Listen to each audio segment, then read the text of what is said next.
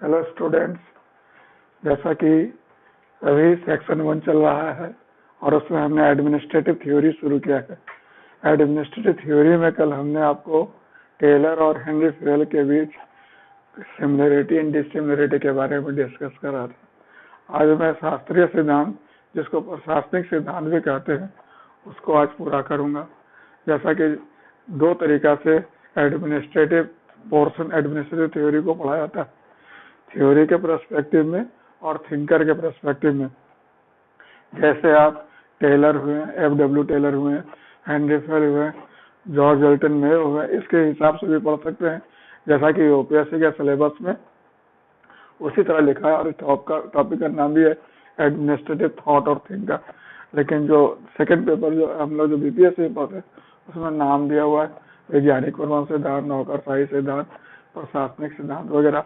तो खैर कोई फर्क नहीं पड़ता है, मतलब हम लोग जैसा वैज्ञानिक प्रमाण सिद्धांत कर लिया, आज प्रशासनिक सिद्धांत भी कल शुरू किया था, लेकिन आज उसको थोड़ा और पूरा रूप देंगे। हेनरी फेल पर डिस्कस ऑलरेडी हो चुका है और आज हम लोग डिस्कस करेंगे किस पर। आज हम लोग लूथर गुलिच हुए, उर्विक हुए, मोने और रेले हुए, ये सब पर भी डिस्कस करेंगे।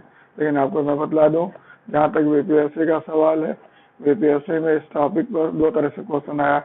एक तो क्वेश्चन आया था संगठन का शास्त्रीय सिद्धांत क्या है, और शास्त्रीय सिद्धांत में लूथर गुलिच और उर्विक के क्या योगदान है, ऐसा भी आया।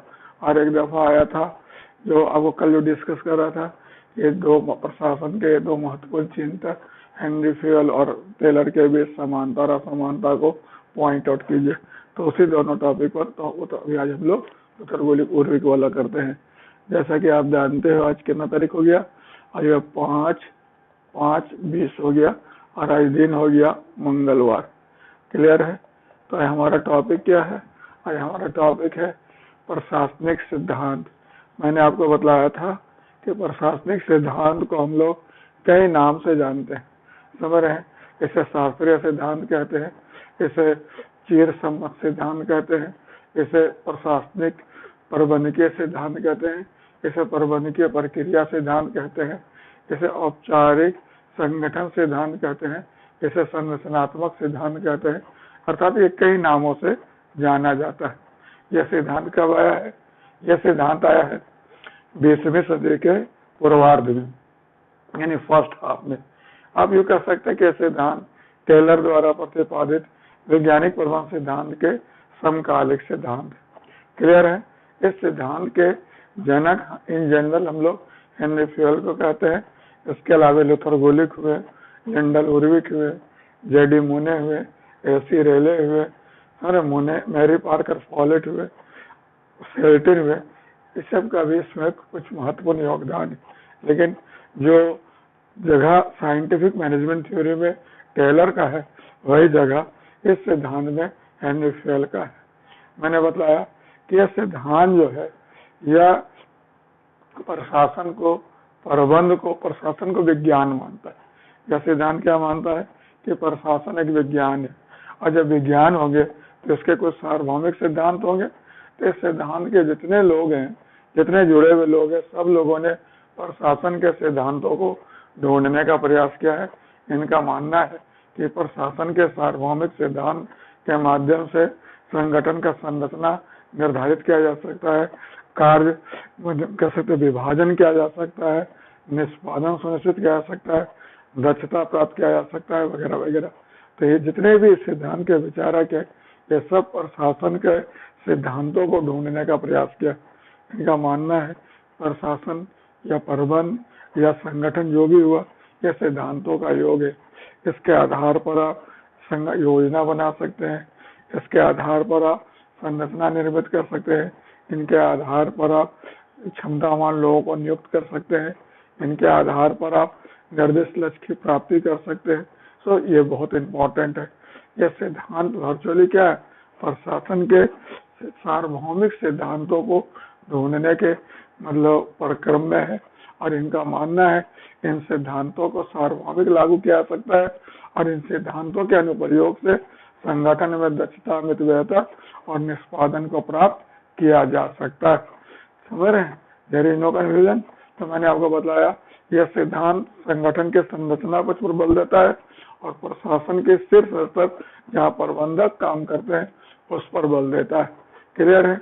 यह सिद्धांत जो हुआ, यह एक मायने में कह सकते हो, यह जो हुआ कि जो कह सकते हो सकारात्मकवाद, और फिर कह सकते हो ये क्या कह सकते हैं आप, सार्वभौमिकतावाद का ही व्यक्ति। सकारात्मकवाद का मतलब क्या होता है? इसका मतलब पॉजिटिविज्म कहते हैं। पॉजिटिविज्म, पॉजिटिव से बना पॉजिटिविज्म। पॉजिटिव और नॉर्मेटिव दो कंसिडरेशन हम लोग पढ़ते हैं इन जनरल। पॉजिटिव का मतलब क्या होता है? जो है, और नॉर्मेटिव का मतलब क्या है? जो होना चाहिए। तो यह सकारात्मकवाद और फिर दूसरा सार्वभौमिकवाद, दोनों का होता है, क्योंकि विज्ञान जो होता है ना वह व्यवहारिक परिप्रेक्ष्य में काम करता है।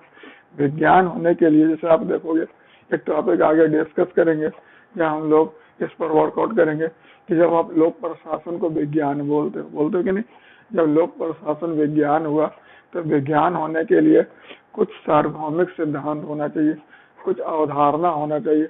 और वो अवधारणा कब आएगा? जब आप तुलनात्मक अध्ययन करोगे। और तुलनात्मक अध्ययन कब कर सकोगे? जब आप किसी चीज का वास्तविक व्यवहारिक परिप्रेक्ष्य में अध्ययन करोगे। जब और वास्तविक व्यवहारिक परिप्रेक्ष्य यहाँ पर कौन हो गया? जो सकारात्मकतावाद हो गया। तो ये सिद्धांत सकारात्मकतावाद। और दूसरी बात, जो सिद्धांत होते हैं, विज्ञान होते हैं, वह सार्वभौमिक होते हैं। वो ऐसा नहीं है कि यहाँ के लिए कुछ अलग विज्ञान होगा, वहाँ के लिए अलग विज्ञान है। आर्किमिडीज का सिद्धांत, न्यूटन का लॉ, आइंस्टीन का लॉ सब जगह समान रूप से प्रासंगिक है और समान रूप से काम करता है। तो ऐसा कुछ डिफरेंस नहीं होता। तो सार्वभौमिकतावाद और सकारात्मकवाद दोनों की ये क्या है? व्यक्ति हुआ। क्लियर? तो मैंने आपको बताया था कि हेनरी फेयल इस सिद्धांत के सबसे महत्वपूर्ण विचारक हुए। उन्होंने अपनी पुस्तक, उनका किताब का नाम था इंडस्ट्रियली एट जनरल एडमिनिस्ट्रेशन, जो 1916 में प्रकाशित हुआ था फ्रेंच में। समझ रहे हैं? इनका नाम था उसका इंडस्ट्रियली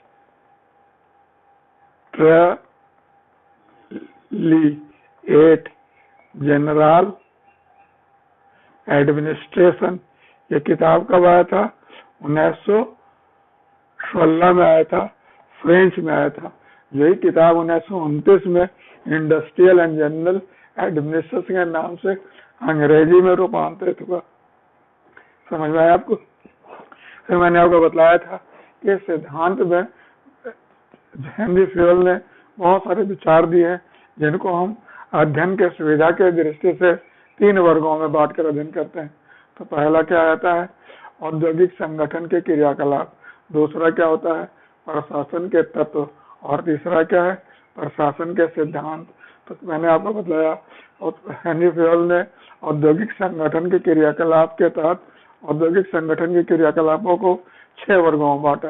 जैसे पहला तकनीकी क्रियाकलाप हुआ, फिर दूसरा वाणिज्यिक क्रियाकलाप हुआ, तीसरा वित्तीय क्रियाकलाप हुआ, चौथा सुरक्षात्मक क्रियाकलाप हुआ, पांचवा लेखांकन क्रियाकलाप हुआ, और छठा कहते हैं प्रबंधकीय या प्रशासनिक क्रियाकलाप। जब हेनरी फेयल का कहना है कि जितने 6 क्रियाकलाप है उसमें सबसे महत्वपूर्ण प्रबंधकीय क्रियाकलाप हुआ, प्रशासनिक क्रियाकलाप हुआ। क्लियर? अब उन्होंने प्रशासन के तत्व के बाद जो दूसरा पॉइंट हुआ, उसमें प्रशासन के 5 तत्वों पर विचार किया। जैसे हम लोग क्या कहते हैं? पोको कहते हैं, POCC, planning, organizing, command, control and coordination. पहले planning, organizing, command, coordination and control. पहला क्या हो गया? योजना बनाना। दूसरा संगठन बनाना। तीसरा C मतलब कमांड यानी समादेश देना। फिर C और CO मतलब कोऑर्डिनेशन, समन्वय स्थापित करना। और फिर C लास्ट में कंट्रोल यानी नियंत्रण करना। ये प्रशासन के कार्य घटक हुए। ये प्रशासक के कार्य बड़ा इंपॉर्टेंट होते हैं। प्रशासन में ये कार्य संपन्न होता है। ठीक उसी प्रकार जैसे लूथर गुलिक ने पोस्को डेवलप किया, हेनरी फेयल ने पोकॉक डेवलप किया। कोई दिक्कत नहीं। फिर अंत में हेनरी फेयल ने प्रशासन के सिद्धांतों को ढूंढा और उन्होंने 14 सिद्धांत प्रशासन के ढूंढे, जिस पर कल हम आपके साथ डिटेल में चर्चा कर चुके हैं। केवल मैं इन सिद्धांतों के बारे में नाम ले लेता हूँ। जैसे पहला सिद्धांत था कार्य विभाजन का सिद्धांत और विशिष्टीकरण। उसी के साथ कार्य विभाजन होगा तो विशिष्टीकरण होगा ही होगा। दूसरा सत्ता और उत्तरदायित्व का सिद्धांत। तीसरा अनुशासन का सिद्धांत। चौथा आदेश की एकता का सिद्धांत। पांचवा निर्देश की एकता का सिद्धांत। फिर मैंने बोला समान हित के परिप्रेक्ष्य में व्यक्तिगत हित के अधीनस्थता का सिद्धांत, फिर पारिश्रमिक का सिद्धांत, फिर केंद्रीकरण का सिद्धांत, फिर स्केलर श्रृंखला का सिद्धांत, फिर कार्य व्यवस्था का सिद्धांत, फिर समता का सिद्धांत, फिर पद के स्थायित्व का सिद्धांत, फिर पहल का सिद्धांत, फिर दलीय भावना का सिद्धांत। तो ये 14 सिद्धांत हेनरी फील्ड डेवलप किए और उन्होंने बोला कि ये ना तो फाइनल लिस्ट है और ना ही अंतिम पहली लिस्ट है और ना ही अंतिम लिस्ट है। कहने का क्या मतलब हुआ, इसमें और सिद्धांतों को जोड़ा भी जा सकता है और घटाया भी जा सकता है। कोई भी पक्ष, कोई भी घटक जो संगठन में मानवीय पक्ष को और बेहतर मानवीय पक्ष के बारे में समझ को बेहतर बनाते हैं या संगठन के निष्पादन बढ़ाने में सहयोग देते हैं, उन्हें हम प्रशासन के सिद्धांत के क्रम में रख सकते हैं। समझ रहे, ये कहते हैं कि सिद्धांत बड़ा नियम जैसे कठोर नहीं होते, सिद्धांत बहुत लोचशील होते हैं और हर परिस्थिति और हर सिचुएशन के साथ एडजस्ट करने में सक्षम होते हैं। वे तो ये यहाँ तक कहते हैं कि हम शायद ही समान परिस्थिति में एक समान सिद्धांतों का इस्तेमाल करते हैं, उसमें भी हम जैसा जैसा जरूरत रहा उस तरह से मैनिपुलेट कर सकते हैं। हेनरी फील्ड ने कहा कि इसके बावजूद भी प्रशासन के सिद्धांतों का निर्धारण आवश्यक है। इन सिद्धांतों के बगैर आप क्या है, अंधेरे में हो, अव्यवस्था में हो और कह सकते हो अकुशलता में हो। समझ रहे, उन्होंने बताया कि प्रशासन के सिद्धांत का महत्व वही होता है जो समुद्र यात्रा में किसका होता है, प्रकाशगिरी का होता है। तो प्रकाशगिरी क्या करता है, समुद्र में फंसे नाविक वे गोताखोर उन लोगों को राह दिखाता है। उसी प्रकार प्रशासन के सिद्धांत क्या है, वह राह दिखलाता है कि नहीं, वह दिखलाता है। जो प्रशासन से जुड़े लोग हैं वो प्रशासन के सिद्धांतों की पहचान करें और उसी हिसाब से अगर कार्य व्यवहार करे, संगठन को मैनेज करे, तो वो दक्षता बढ़ाने में, निष्पादन बढ़ाने में सफल हो सकते हैं। क्लियर है, देयर इज नो कन्फ्यूजन।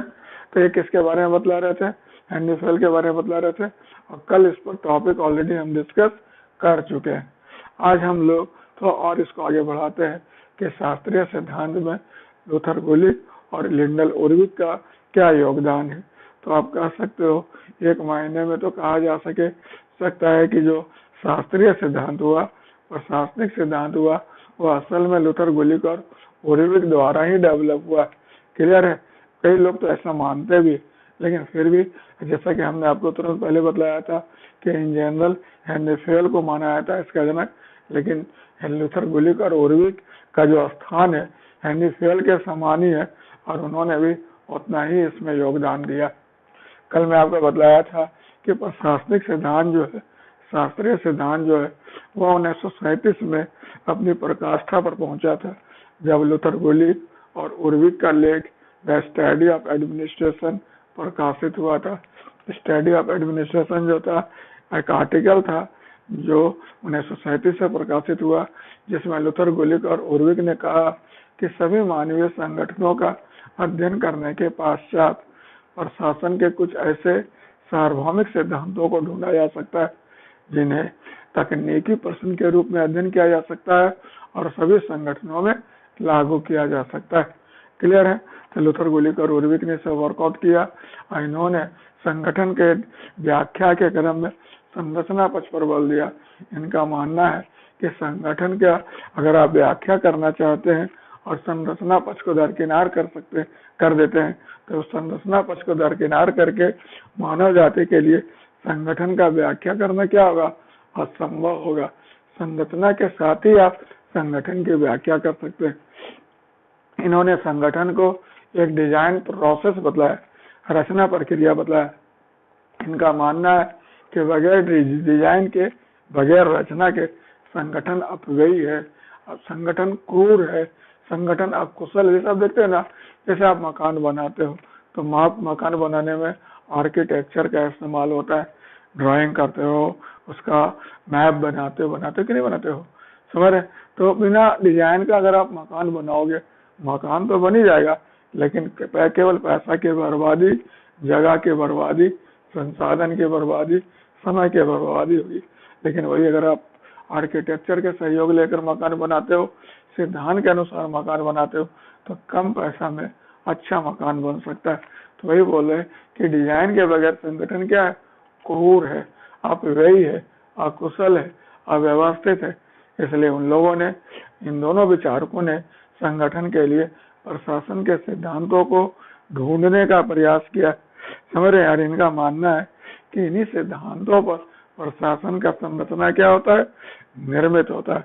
ये संरचना क्या हुआ, औपचारिक संगठन का मोटा मोटी मान लो कि वास्तुशिल्प के जैसा, आर्किटेक्टोनिक्स के समान है।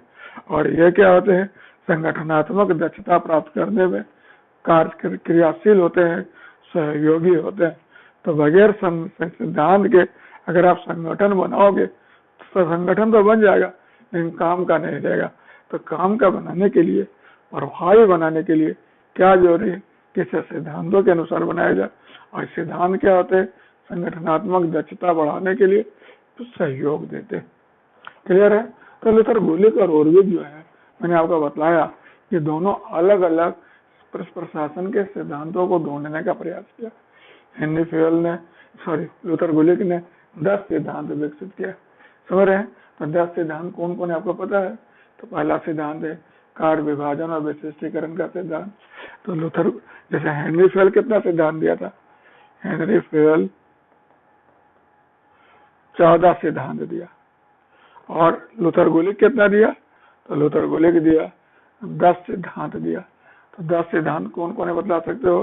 तो कार्य विभाजन का सिद्धांत, तो विभागीय संगठन के आधार का सिद्धांत जिसको हम लोग 4 P's का सिद्धांत कहते हैं। फिर तीसरा कहा उन्होंने पद सोपान के माध्यम से समन्वय का सिद्धांत। फिर चौथा बतलाया उन्होंने संयोजित समन्वय का सिद्धांत दिया, विचारों के माध्यम से समन्वय का सिद्धांत। फिर उन्होंने बतलाया समिति के माध्यम से समन्वय का सिद्धांत। फिर उन्होंने बतलाया विकेंद्रीकरण का सिद्धांत। फिर आदेश की एकता का सिद्धांत। फिर उन्होंने सूत्र और मंत्रणा का सिद्धांत। फिर प्रत्यायोजन का सिद्धांत और नियंत्रण विस्तार का सिद्धांत। आपको अगर क्वेश्चन अगर आता है लूथर गुलिक और ओरविक का प्रशासन में योगदान लिखें तो इनके सिद्धांतों के बारे में आपको लिखना पड़ेगा। 10 सिद्धांत तो लिख सकते हैं, इतना तो रटना ही पड़ेगा। क्लियर है। तो 10 सिद्धांत समझ में आया। तो कार्य विभाजन का सिद्धांत, विभागीय आधार का सिद्धांत, विभागीय संगठन के आधार का सिद्धांत, समन्वय पर लूथर गुलिक ने बड़ा वर्क किया। और समन्वय के उसने 3 सिद्धांत बतलाए। पहला पद सोपान के माध्यम से समन्वय, दूसरा समिति के माध्यम से समन्वय और तीसरा विचारों के माध्यम से समन्वय। इन तीनों माध्यम से समन्वय प्राप्त हो सकता है। लेकिन इन 10 सिद्धांतों में लूथर गुलिक के विचार में जो कार्य विभाजन का सिद्धांत है वो सबसे महत्वपूर्ण है। उनका मानना है कि कार्य विभाजन का सिद्धांत जो है ना, वह संगठन का कारण भी है और उसका प्रभाव भी।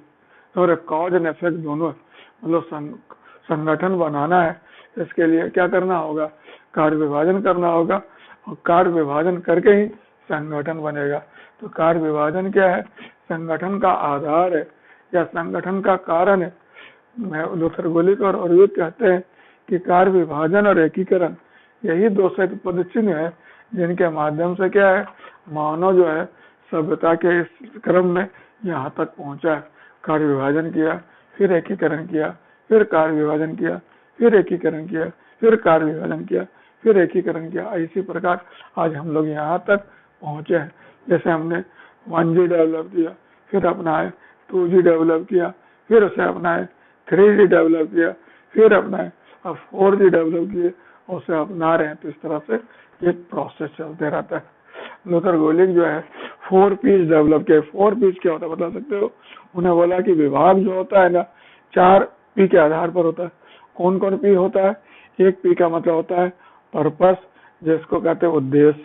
दूसरा P होता है प्रोसेस, जिसको कहते हैं प्रक्रिया। तीसरा P होता है किसको, तीसरा कहते हैं पर्सन। पर्सन का मतलब होता है अभिग्राही, समझ रहे, क्लाइंट या व्यक्ति बोलो। और P का अर्थ होता है प्लेस। प्लेस का मतलब स्थान। मतलब संगठन में या लोक प्रशासन में जितने मंत्रालय विभाग है सभी इसी 4 आधारों बना।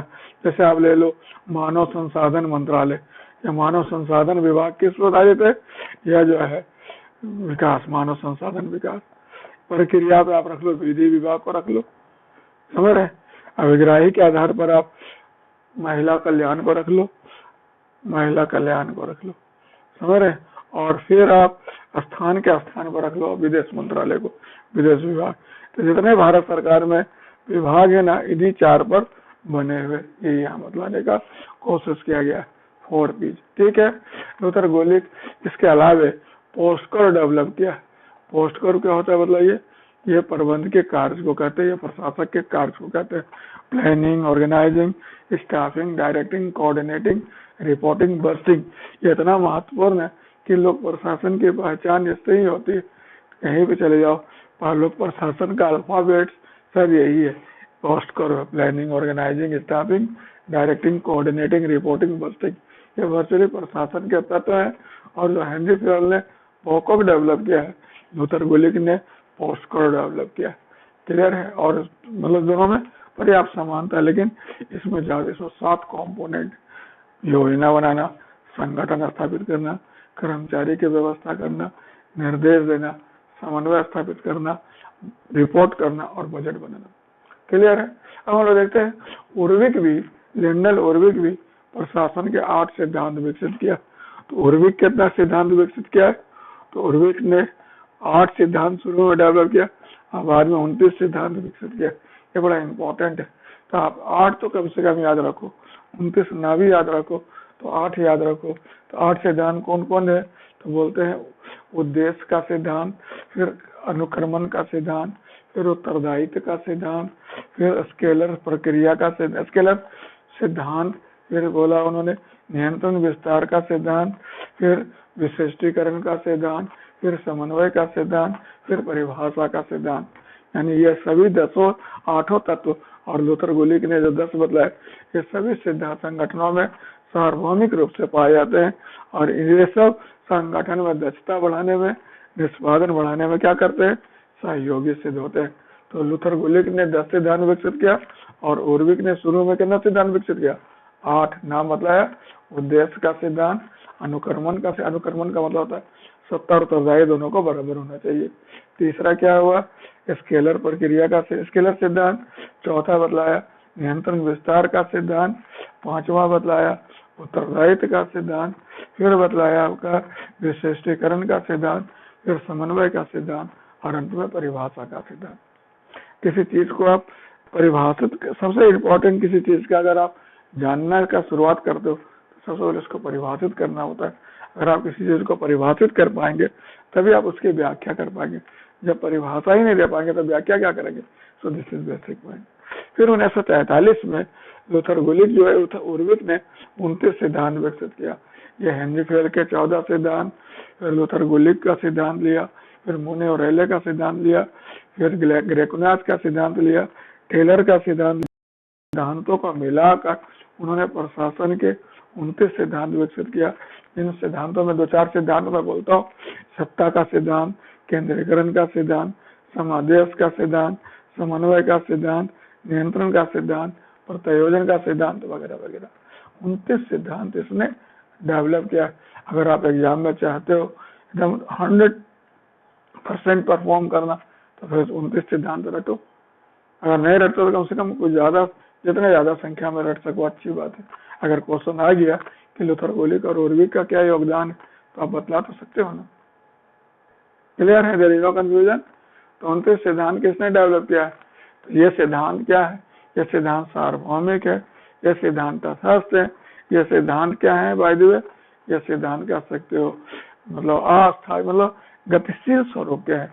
ये मतलब स्थिर विधि के जैसा कठोर नहीं होते हैं, बल्कि हर परिस्थिति से निपट पाने में सक्षम होते हैं। क्लियर। फिर लूथर गोलिक के अलावे शास्त्रीय सिद्धांत में और भी कई विचारक है, जैसे उसमें मोने और रेले का नाम ले सकते हो, जेडी मोने और एससी रेले। इन्होंने मतलब कह सकते हैं हेनरी फेयल के विचारों को आगे बढ़ाया और यूँ कह सकते हो कि अमेरिका में पहला विषय है जो शास्त्रीय सिद्धांत को आगे प्रतिपादित किया। तो अमेरिका में शास्त्रीय सिद्धांत को इंट्रोड्यूस करने वाला कौन हो गया, क्योंकि हेनरी फेयल तो फ्रांस के रहने वाले थे और लूथर गोलिक 37 में अपना आर्टिकल दिया।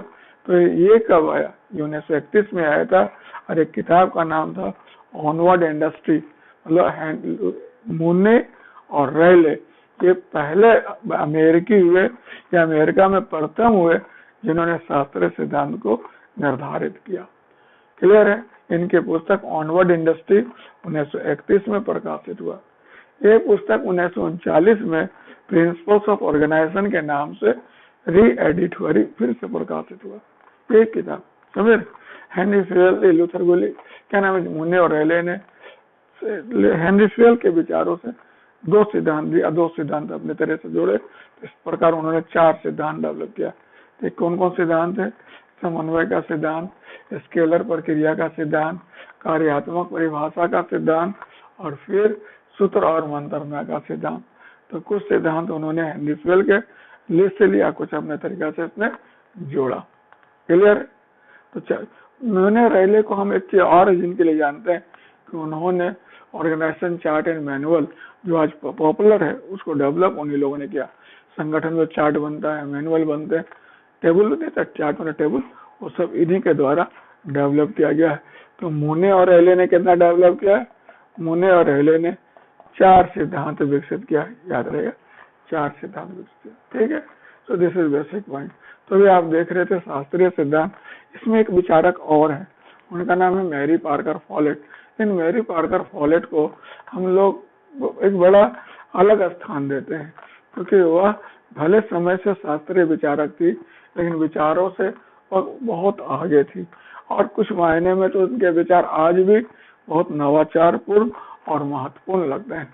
समझ। तो मैरी पार्कर फॉलेट समझ हैं, उनको कहा जाता है शास्त्रीय विचारधारा और व्यवहारवादी विचारधारा के बीच कड़ी। समझ। उन्हें कहा जाता है समय के दृष्टि से शास्त्रीय विचारक और विचारों के दृष्टि से व्यवहारवादी। उनके द्वारा प्रतिपादित विचार आज भी एक महत्वपूर्ण दस्तावेज है, बहुत प्रासंगिक है, बहुत महत्वपूर्ण है। तो उन्होंने मतलब प्रशासन के सिद्धांत जैसा कुछ भी डेवलप नहीं किया। उन्होंने जो कुछ भी दिया उसको आप एक सिद्धांत के रूप में समझ सकते हो, लेकिन उन्होंने सिद्धांत प्रशासन का कुछ डेवलप नहीं किया। तो उनका किताब था क्रिएटिव एक्सपीरियंस जो 1924 में प्रकाशित हुआ था। क्लियर। 1924 में तो शास्त्रीय सिद्धांत था, 1916 में आ गया था वो किताब इंडस्ट्रियली जनरल एडमिनिस्ट्रेशन। क्लियर है। तो मैरी पार्कर फॉलेट ने क्या क्या दिया? मैरी पार्कर फॉलेट के विचार को आप इस तरह समझ सकते हो कि मैरी पार्कर फॉलेट ने रचनात्मक विवाद और एकीकरण के सिद्धांत दिया। उनका मानना है कि संगठन में विवाद बहुत कॉमन है, होगा ही होगा, मतभेद होगा ही होगा, लेकिन उसको समान प्रक्रिया मानते हुए उसका रचनात्मक समाधान होना चाहिए। और रचनात्मक समाधान में एकीकरण एक महत्वपूर्ण तकनीक साबित हो सकता है। एकीकरण में क्या होता है, किसी को भी लूज नहीं करना पड़ता है और सबको लाभ होता है। क्लियर। फिर मैरी पार्कर फॉलेट ने आदेश देने का सिद्धांत पर बोला कि अगर आप किसी को आदेश दोगे तो उसको निश्चित रूप से खराब लगेगा, तो हम क्या ऐसा करें कि जिससे उसको आदेश दे भी तो फिर उसको खराब ना लगे। तो उस परिस्थिति में क्या उन्होंने बताया कि आदेश को डीपर्सनलाइज किया जाए। डीपर्सनलाइज का मतलब क्या होता है कि आप उसको ये नहीं लगना चाहिए कि आप आदेश दे रहे हो, बल्कि उसको लगे परिस्थिति आदेश दे रहा है तो उसको मान लेगा। अगर व्यक्ति आदेश देगा तो उसको खराब लग सकता है। तो डीपर्सनलाइज का उन्होंने सुझाव दिया। फिर तीसरा उन्होंने बताया तुम्हारा शक्ति का नई परिभाषा दिया कि शक्ति जो होता है 2 प्रकार का होता है, पावर ओवर और पावर विथ। पावर ओवर का मतलब ऊपर से थोपा हुआ और पावर विथ का मतलब सबके साथ सह विकसित शक्ति को हम लोग क्या बोलते हैं, पावर विथ। तो उन्होंने कहा कि लीडर का काम क्या होना चाहिए, पावर ओवर शक्ति का इस्तेमाल करना नहीं बल्कि पावर विथ शक्ति का डेवलप करना। क्लियर है। ये क्योंकि यही फायदेमंद है, यही बेहतर होता है। फिर मैरी पार्कर फॉलेट ने सत्ता, उत्तरदायित्व वगैरह पर ही उन्होंने बताया कि सत्ता कार्यात्मक होता है और उत्तरदायित्व उसके साथ चलता है। इसलिए क्या हुआ कि प्रत्यायोजन जो होता है सत्ता का वो निरर्थक है, मिथक है, ऐसा कुछ होता ही नहीं है। सत्ता जाएगा तो उत्तरदायित्व तो उसके साथ ही जाता है, तो कहाँ से सत्ता का अलग सा प्रत्यायोजन होगा, क्योंकि उसमें तो ऑलरेडी उत्तरदायित्व जुड़ा हुआ है। तो मैरी पार्कर फॉलेट सत्ता के प्रत्यायोजन को क्या मानती है, निरर्थक मानती है। इसके अलावा मैरी पार्कर फॉलेट ने नेतृत्व के क्षेत्र पर भी योगदान दिया। उनका मानना है कि नेतृत्व कौन होता है, कि नेतृत्व वो होता है जो अपने आसपास की परिस्थितियों को पहले से भाप लेता है और एक परिस्थिति से दूसरे परिस्थिति कैसे शिफ्ट करना है वह भी जानता है। तो इस हिसाब से मैरी पार्कर फॉल है, समझ रहे हैं, एक सर्कुलर रिस्पॉन्स कंसेप्ट दिया जिसको चक्रीय प्रभाव कहते हैं कि नेता न केवल नेता समूह को प्रभावित करता है बल्कि वह समूह से प्रभावित होता भी है, जिसे वो सर्कुलर रिस्पॉन्स कहते हैं। ठीक है, देयर इज नो कंफ्यूजन। तो मैरी पार्कर फॉलेट एक लास्ट में नियोजन और समन्वय पर वर्कआउट किया है। उन्होंने नियोजन को समन्वय का हृदय माना है और उन्होंने समन्वय के बहुत सारे 3-4 रूप बतलाए, किन किन तरीका से समन्वय आ सकता है। तो इस प्रकार आप देखते हो कि मैरी पार्कर फॉलेट एक अलग विचारक है। वो भले समय से शास्त्रीय विचारक है लेकिन विचारों के दृष्टि से वह उससे काफी आगे का विचारक है। क्लियर है? तो आपने शास्त्रीय सिद्धांत में हेनरी फ्यूएल के बारे में विचार देखा, लूथर गुलिक के बारे में विचार देखा, उर्विक के बारे में विचार देखा, मुने रेले के बारे में विचार देखा, इवन मैरी पार्कर फॉलेट के बारे में विचार देखा। तो पूरे व्याख्या करने के बाद क्या पता लगा कि यह सिद्धांत वैज्ञानिक प्रबंध सिद्धांत के समान महत्वपूर्ण सिद्धांत है। यह सिद्धांत इसलिए भी महत्वपूर्ण है, यह प्रशासन को विज्ञान मानता है, यह प्रशासन को एक पृथक प्रक्रिया मानता है जिस पर अलग से विचार करने की जरूरत है। क्लियर है? इसने लोक प्रशासन में कई नए नए अवधारणाएं दिया, पोस्टकोर, पोको जैसे तकनीक प्रदान किया इसने। और इसने संगठन का मतलब व्याख्या, संगठन का विवेक सम्मत रूप में, तर्क सम्मत रूप में निर्माण करने में क्या किया है, मतलब कार्यकुशल ढंग से निर्माण करने में सहयोग दिया। यह औद्योगिक संगठन के निष्पादन को बढ़ाने में बहुत महत्वपूर्ण भूमिका निभाया है। यह सिद्धांत औद्योगिक संगठन के निष्पादन को कैसे तर्कसंगत किया जाए, कैसे प्रेरित किया जाए, उस हिसाब से मतलब अगर सपोज कीजिए इन जनरल आपसे पूछा जाए इस सिद्धांत का क्या इम्पोर्टेंस है तो क्या बोलोगे? यह सिद्धांत प्रशासन के कुछ सार्वभौमिक सिद्धांतों के बारे में बोलता है और बोलता है कि संगठन का निर्माण, प्रशासन का कार्यक्रम इन्हीं सिद्धांतों के आधार पर होता है और इन्हीं सिद्धांतों के कारण निर्दिष्ट लक्ष्य की प्राप्ति सहज और सुलभ हो जाता है। तो जिस तरह इस सिद्धांत को अगर व्यवहारिक परिप्रेक्ष्य में इस्तेमाल करना है तो यही होगा कि आप किसी भी संगठन का प्रबंधन करें तो पहले ढूंढ ले कि उसके प्रबंधन के कुछ सिद्धांत है या नहीं।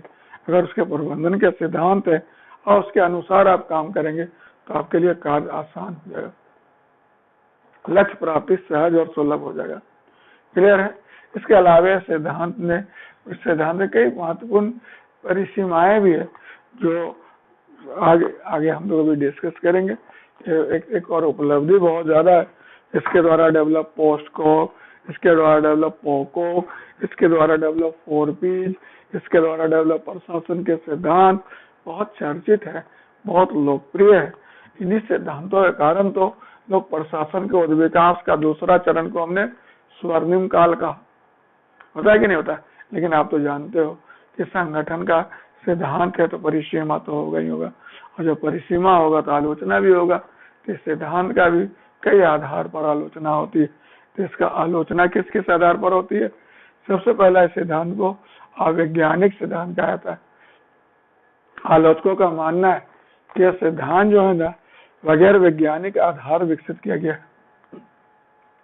दूसरा इस सिद्धांत का है कि इसने मानवीय पक्ष का अनदेखा किया। समझ रहे हैं? इसलिए वारन बेनिस क्या कहते हैं?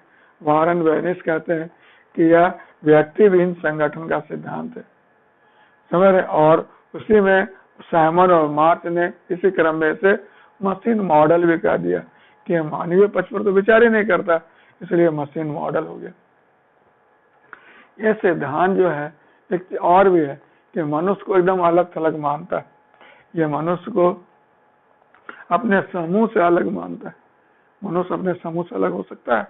नहीं हो सकता। लेकिन यह सिद्धांत मनुष्य को क्या मानता है? ऑटोमिस्टिक मानता है। ऑटोमिस्टिक का मतलब क्या होता है? एटम का नाम सुने हो? एटम सब पृथक होते हैं, सब एक दूसरे से अलग अलग होते हैं। क्या मनुष्य भी ऐसा ही है? आप अलग हो, अलग है अलग, लेकिन संबंधता है या नहीं? कहते हैं मनुष्य सामाजिक प्राणी है। समाज से बाहर तो रह नहीं सकते हो, तो फिर कैसे एटमिस्टिक हो सकते हो? तो यहाँ पर इसको इसने जो एटमिस्टिक व्याख्या किया इसका ये खंडन करता है। इसके अलावा यह मनुष्य को क्या बोलता है, सामाजिक नियंत्रण से भी परे मानता है कि मनुष्य सामाजिक नियंत्रण से प्रभावित नहीं होता है। नहीं, बिल्कुल प्रभावित होता है। सामाजिक समूह के साथ जुड़ना उसका इच्छा मतलब कह सकते हैं इच्छा नहीं है, बल्कि आवश्यकता है, उसको जुड़ना ही पड़ेगा, अदरवाइज उसका काम होगा ही नहीं। इसके अलावा यह सिद्धांत क्या है, मैकेनिस्टिक है।